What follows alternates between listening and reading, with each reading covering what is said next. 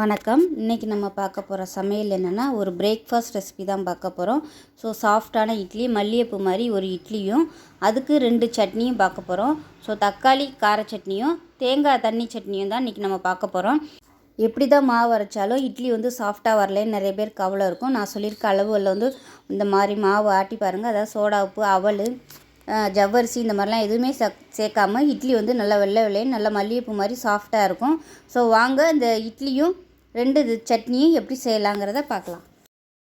இப்போ ஒரு பவுலில் இட்லி புழுங்கல் அரிசி 5 டம்ளர் எடுத்திருக்கேன். நான் 6 டம்ளர் மாவு அரைக்க போகிறேன். அதனால் 5 டம்ளருக்கு இட்லி புழுங்கல் அரிசி எடுத்திருக்கேன். இந்த டம்ளரில் தான் அளந்தேன். இந்த டம்ளரில் 5 டம்ளர் இட்லி புழுங்கல் அரிசி, 1 டம்ளருக்கு பச்சரிசி சேர்த்துக்கலாம். பச்சரிசி சேர்க்கும்போது இட்லி நல்லா வெள்ளையாக வரும். தோசை ஊற்றினாலும் நல்லா கிறிஸ்பியாக சூப்பராக வரும். தோசைக்குன்னு தனியாக நம்ம ஆட்ட வேண்டியதில்லை. அதனால் 5 டம்ளர் இட்லி அரிசி, 1 டம்ளர் பச்சரிசி சேர்த்துருக்கேன். இப்போ உளுந்து எடுத்துக்கலாம். இப்போ இன்னொரு பவுலில் 1.5 டம்ளர் உளுந்து எடுக்கணும். ஏன்னா 4க்கு 1 நம்ம உளுந்து எடுப்போம். இப்போ நம்ம 6 டம்ளர் போட்டிருக்கிறதுனால 1.5 டம்ளர் உளுந்து சேர்த்துக்கலாம். 1/2 டேபிள் ஸ்பூன் வெந்தயம் சேர்த்துக்கலாம். இப்போ இது எல்லாத்தையும் நல்லா கழுவணும். அரிசி பார்த்திங்கன்னா நல்லா ஒரு 2-3 தடவை கழுவணும். அப்போ தான் அதில் உள்ள அழுக்கு போகும். அழுக்கு போச்சுன்னா தான் நல்லா இட்லி நல்லா வெள்ளையாக வரும். அதனால் நல்லா ஒரு 2-3 தடவை நல்லா கழுவிட்டு தண்ணியை ஊற்றிட்டு நல்லா ஒரு 2லேருந்து ஒரு 3 மணி நேரம் ரெண்டுமே நல்லா ஊறட்டும். ஊறினதுக்கப்புறம் பார்க்கலாம். இப்போ பாருங்கள், மாவு வாட்டி நல்லா கலந்து நல்லா மாவு நல்லா புளிச்சிருச்சு பாருங்கள். இந்த அளவுக்கு மாவு பொங்கி இருக்குன்னு. இது ஆட்டி எடுத்து வைக்கிறதுக்கு மணி 10க்கு மேலே ஆயிடுச்சு. அதனால் ஃபுல்லாக என்னால் டீட்டெயிலாக வீடியோ எடுக்க முடியல. பாருங்கள், மாவு நல்லா சூப்பராக பொங்கி வந்துருச்சு. இது இட்லியும் ஊற்றிக்கலாம், தோசையும் ஊற்றிக்கலாம், ரெண்டுக்குமே நல்லாயிருக்கும். லைட்டாக மாவு கலந்து விடணும். எப்பயுமே அப்படியே நம்ம அள்ளி ஊற்றக்கூடாது. லேசாக ஜென்டிலாக கலந்து விட்டுட்டு டப்பாவில் ஊற்றி வச்சோம்னா அடியில் இந்த தண்ணியாக நிற்கிறது இல்லாமல் இருக்கும். இப்போ ஒரு மிக்ஸி ஜார் எடுத்துக்கலாம்.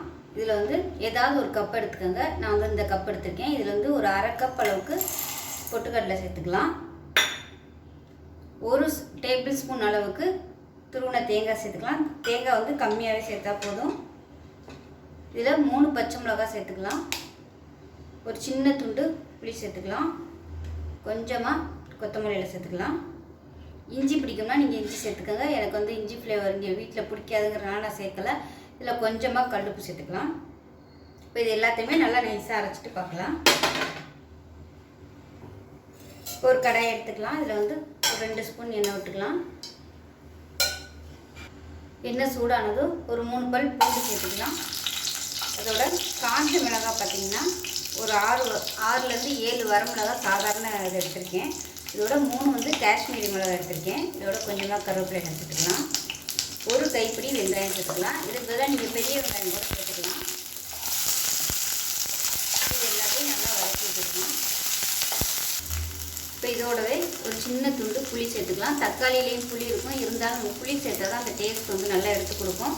இதில் பார்த்திங்கன்னா மீடியம் சைஸ் ஒரு தக்காளி சேர்த்துக்கலாம். இந்த மாதிரி 4ஆக கட் பண்ணிக்கோங்க. இது எல்லாமே நல்லா வதக்கட்டும். இந்த தக்காளியோட தோல் சுருங்கி வர அளவுக்கு வதக்கிக்கலாம். இப்போ சட்னிக்கு தேவையான உப்பு இதிலே சேர்த்துக்கலாம். அப்போ தான் எல்லாமே நல்லா வதங்கும். இப்போ இது எல்லாமே நல்லா வதங்கிடுச்சு. அமர்த்திடலாம். ஆற விட்டுட்டு அரைச்சிக்கலாம். இப்போ கேஸ் அமர்த்திட்டேன். இதில் 1 டேபிள் ஸ்பூன் அளவுக்கு துருவின தேங்காய் சேர்த்துக்கலாம். இது வதக்கணும்னு அவசியம் இல்லை. அப்படியே நம்ம பச்சையாக தான் போட்டு அரைக்க போகிறோம். நீங்கள் மிக்சியில் சேர்க்கும் போது அரைச்சிக்கோங்க. நான் இந்த கடாயிலே போட்டேன். இப்போ அரைச்சிட்டு பார்க்கலாம். இப்போ பாருங்கள், கார சட்னி ரெடி ஆயிடுச்சு. இந்த அளவுக்கு தண்ணியாக வச்சுக்கோங்க. இன்னுமே கூட தண்ணி ஊற்றிக்கலாம். இப்போ பாருங்கள், தேங்காய் சட்னி அரைச்சாச்சு. இப்போ இதையும் ஒரு பவுலில் மாற்றிக்கலாம். இப்போ இதில் தண்ணி சேர்த்துக்கலாம். இப்போ இதில் பார்த்தீங்கன்னா கடுகு, உளுந்து, கருவேப்பிலை, பெருங்காயம், ஒரு 2 வரமிளகாய் கிள்ளி போட்டிருக்கேன். இது எல்லாமே நல்லா தாளிச்சாச்சு. இப்போ 2 சட்னிக்குமே நான் ஒன்றா தாளிக்கிறதுனால ஒரே இதிலே இது இப்போ எடுத்து இதில் சேர்த்துக்கலாம்.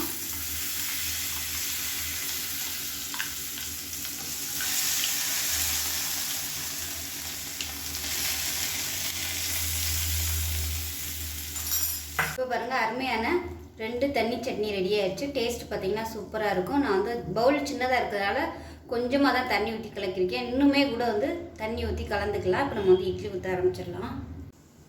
இப்போ பாருங்கள் சுட சுட இட்லியும் எல்லாம் அருமையாக ரெடி ஆயிடுச்சு, எடுத்துடலாம். சுட சுட இட்லியும் ரெடி ஆயிடுச்சு. பாருங்கள் சட்னியும் அருமையாக ரெடி ஆயிடுச்சு. அப்படியே சுட சுட இந்த இட்லிக்கு வந்து இந்த கார சட்னியும் தேங்காய் சட்னியும் வச்சு சாப்பிட்டோமா அவ்வளோ சூப்பராக இருக்கும். இப்போ தேங்காய் சட்னி,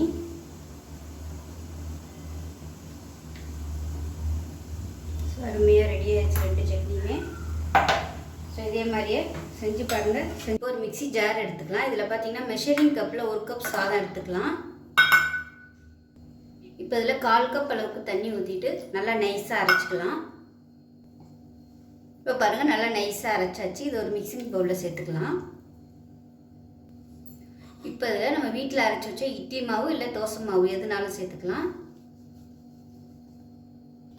இதில் இன்னொரு கப் அளவுக்கு சேர்த்துக்கிறேன். மொத்தம் 2 கப் அளவு சேர்த்துருக்கேன். இப்போ இதை நல்லா கலந்துக்கலாம். நம்ம அரிசி அதாவது சாதம் அரைச்சதும் இந்த இட்லி மாவும் சேர்ந்து நல்லா கலந்துக்கலாம். இப்போ பாருங்கள் எல்லாமே நல்லா கலந்துட்டேன். தோசை மாவு பதத்துக்கு இருக்கணும். இது வந்து ஒரு 10 நிமிஷம் அப்படியே இருக்கட்டும். ஏன்னா அந்த அரிசி சாதம் அரைச்சது எல்லாமே கொஞ்சம் அந்த மாவோட நல்லா செட் ஆகணும். ஏன்னா இது இப்போ தான் ஃப்ரிட்ஜில் இருந்து எடுத்தது. அதனால ஒரு 10 நிமிஷம் இல்லை ஒரு 15 நிமிஷம் அப்படியே கொஞ்சம் ஊறுச்சுன்னா நல்லா அப்படியே செட் ஆகிக்கிறோம். இப்போ பார்த்தீங்கன்னா மாவு நல்லா ஒரு 15 நிமிஷம் அப்படியே விட்டாச்சு. இப்போ நல்லா கலக்கிக்கலாம். கலக்கிட்டு கல் நல்லா காஞ்சிருச்சு. எண்ணெய் தடவிட்டு தண்ணி வந்து தெளிச்சு விட்டுக்கோங்க. ரொம்ப சூடு இருக்கக்கூடாது. அதே மாதிரி எண்ணெய் தேய்க்கும் போதும் ரொம்ப எண்ணெய் தேய்க்கக்கூடாது, இருக்கணும். ஆனால் இல்லாத மாதிரி அந்த மாதிரி தேய்ச்சிக்கோங்க. வந்து ஒரு கரண்டி அளவுக்கு மாவு எடுத்துக்கலாம். இந்த மாவில் வந்து நான் அரிசி மாவு சேர்க்கலை. விருப்பப்பட்டால் நீங்கள் வந்து ஒரு 2 டேபிள் ஸ்பூன் அரிசி மாவு சேர்த்துக்கோங்க. தோசை மாவு வந்து எப்படி இழுக்க வருதுங்கிறத பார்த்துக்கிட்டு நீங்கள் அரிசி மாவு கலந்து அட்ஜஸ்ட் பண்ணிக்கலாம். உங்கள் தோசைக்கல்லில் வந்து நீங்கள் எவ்வளோ பெருசாக ஊற்ற முடியுமோ அந்தளவுக்கு எடுத்து ஊற்றிக்கோங்க. நான் வந்து சின்ன கரண்டியாக போட்டதுனால கொஞ்சம் சின்னதாக தான் நான் வந்து ஊற்றிருக்கேன். இப்போ இது மேலாப்பில் எண்ணெய் இல்லை நெய் எதுனாலும் நீங்கள் வந்து ஊற்றிக்கலாம். ஊற்றிட்டு இந்த தோசை கரண்டியை வச்சு இந்த மேலே உள்ள இந்த மாவு எல்லாத்தையும் இந்த மாதிரி அழுத்தி விட்டிங்கன்னா உங்களுக்கு எல்லா சைடும் ஒன்று சொன்னாப்பில் வேகும். மீடியமில் இருக்கட்டும். இது வந்து நல்லா ரோஸ்ட் ஆகி வரணும். ரொம்பவும் குறைச்சி வைக்கக்கூடாது. கொஞ்சம் ஹைலையும் இது குறைச்சி வைக்கிறதுக்கும் நடுவில் இருக்கட்டும். இப்போ பாருங்கள் தோசை எடுத்துடலாம். எந்த அளவுக்கு நல்லா மொறுமொறுன்னு வந்திருக்கு பாருங்கள். பிள்ளைகளுக்கெலாம் அந்த மாதிரி சுட்டு கொடுத்தீங்கன்னா விரும்பி சாப்பிடுவாங்க. கலர் பாருங்கள் எவ்வளோ கோல்டன் கலரில் சூப்பராக வந்துருக்குன்னு. இப்போ இதே மாதிரி இன்னொரு தோசை உங்களுக்கு நல்லா சூப்பராக வரும். இந்த தோசை மாவு பேட்டர் வந்து நான் லாஸ்ட் வீடியோ எப்படி அரைக்கிறதுங்கிற வீடியோ போட்டிருக்கேன். வேணும்னா நீங்கள் அதை செக் பண்ணி பார்த்துக்கோங்க. இந்த தோசை மாவு நார்மலாக அது கலக்காமல் ஊற்றினாலுமே நல்லா வரும். அதில் எண்ணெய் விட்டுக்கலாம்.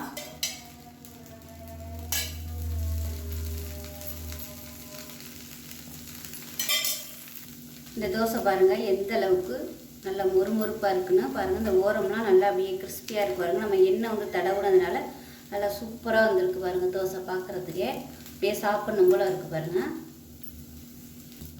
இப்போ பாருங்கள் இந்த தோசை நல்லா மொறுமொறுப்பாக சூப்பராக வந்துருச்சு பாருங்கள். தோசைக்கு வந்து எப்போயுமே மாவு வந்து ரொம்ப புளிப்பாக இருக்கக்கூடாது. அப்படி ஒரு வேளை மாவு வந்து ரொம்ப புளிப்பாக இருந்துச்சுன்னா உங்களுக்கு தோசை வந்து அந்த அளவுக்கு கிறிஸ்பியாக வராது. புளிப்பு இல்லாத மாவில் வந்து தோசை ஊற்றி பாருங்கள் நல்லா கிறிஸ்பியாக வரும். நீங்கள் வந்து ஃப்ரெஷ்ஷாக மாவு ஆட்டி வச்சுருக்கீங்க அப்படின்னா கூட நீங்கள் அதில் வந்து இந்த சாதத்தை வந்து அரைச்சி சேர்த்து பண்ணிங்கன்னா இன்னுமே நல்லா சூப்பராக வரும். இப்போ பாருங்கள் நல்லா கிறிஸ்பியாக வந்துருச்சு. எடுத்துடலாம். இப்போ பாருங்கள் அருமையான மொறு தோசையும். இதுக்கு பார்த்தீங்கன்னா நான் சௌ சப்ஜி யூஸ் பண்ண அளவுக்கு எண்ணெய் சேர்த்துக்கலாம். எண்ணெய் சூடானதும் 1 டேபிள் ஸ்பூன் கடலைப்பருப்பு சேர்த்துக்கலாம். 1 டேபிள் ஸ்பூன் உளுந்து சேர்த்துக்கலாம். கடலைப்பருப்பு உளுந்து சிவந்து வரவும் ஒரு 10 வரமிளகாயை சேர்த்துக்கலாம்.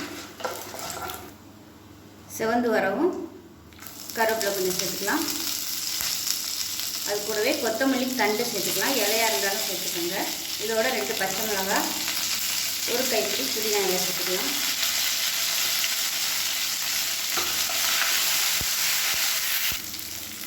இப்போ இதில் பூண்டு சேர்த்துக்கலாம். ஒரு 6 பல் பூண்டு சேர்த்துக்கலாம். அதோட மீடியம் சைஸாக ஒரு வெங்காயம் கட் பண்ணதை சேர்த்துக்கலாம். வெங்காயம் வதங்கினதும் மீடியம் சைஸாக ஒரு தக்காளி சேர்த்துக்கலாம். 3 தக்காளி சேர்த்துருக்கேன். உப்பு தேவையான அளவுக்கு சேர்த்துக்கலாம். மூடி வச்சிடலாம், நல்லா வேகட்டும். இப்போ எல்லாமே நல்லா வதங்கிடுச்சு. இப்போ சின்ன துண்டாக ஒரு புளி சேர்த்துக்கலாம், கொஞ்சமாக சின்ன சுண்டைக்காய் சைஸுக்கு சேர்த்துக்கோங்க. இப்போ வந்து கேஸ் அமர்த்திடலாம். அமர்த்திட்டு 2 டேபிள் ஸ்பூன் தேங்காய் சேர்த்துக்கலாம். தேங்காய் சேர்த்துட்டு ஒரு பரட்டி விட்டுட்டு ஆறுனதுக்கப்புறம் நல்லா நைஸாக அரைச்சிட்டு பார்க்கலாம். இப்போ சட்னி நல்லா நைஸாக அரைச்சாச்சு. இப்போ இதில் கடுகு, உளுந்து, பெருங்காயம், கருவேப்பிலை போட்டிருக்கேன். தாளிச்சிட்டு சேர்த்துக்கலாம். இப்போ அருமையான தக்காளி சட்னி ரெடி ஆகிடுச்சு. சூப்பராக இருக்கும். வேணும்னா இன்னும் கொஞ்சம் தண்ணியாக நீங்கள் வச்சுக்கலாம், இல்லை கெட்டியாக வேணாலும் அரைச்சிக்கலாம். சூப்பராக இருக்கும். இட்லி, தோசை, சப்பாத்திக்கெல்லாம் கூட தொட்டுக்கலாம். அருமையாக இருக்கும். செஞ்சு பார்த்துட்டு எப்படி வந்துச்சுங்கிறத சொல்லுங்கள். நன்றி.